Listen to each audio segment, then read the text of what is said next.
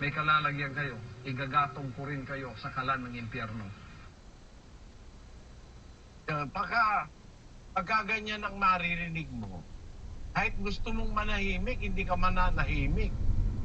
Kasi, biro mo, siya raw ang may-ari ng sanlibutan, siya raw may-ari ng kaluluwa natin, at kung di raw tayo dadaan sa kanya, hindi ka raw makakapasok sa langit.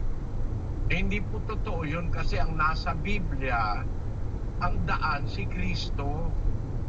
Doon sa 14:6 ng Juan, sabi ng Panginoong Jesus, sinabi sa kanya ni Jesus, "Ako ang daan at ang katotohanan at ang buhay.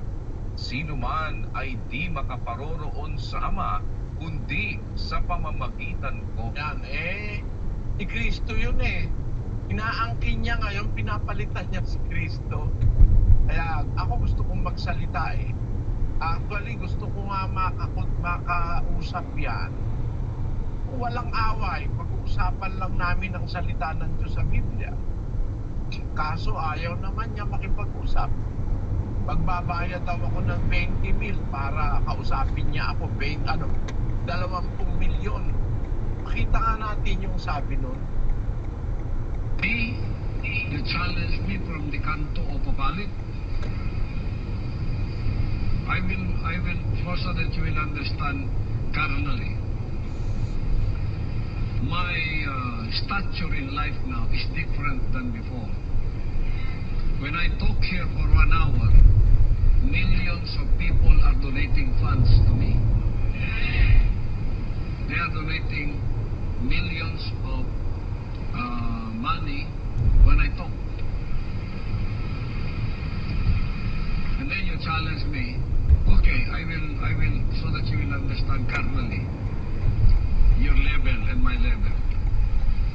I will agree. Pay me $20 million and I will debate with you wherever you want. Because you challenge me in my stature right now. Mahal na ako ngayon. Pag nagsalita ako ng 2 oras, milyon-milyong dolyares na yan. Tapos, hindi ko alam kung sino kang kanto boy dyan. You challenge me to a debate and I will spend 1 hour or 2 hours with you.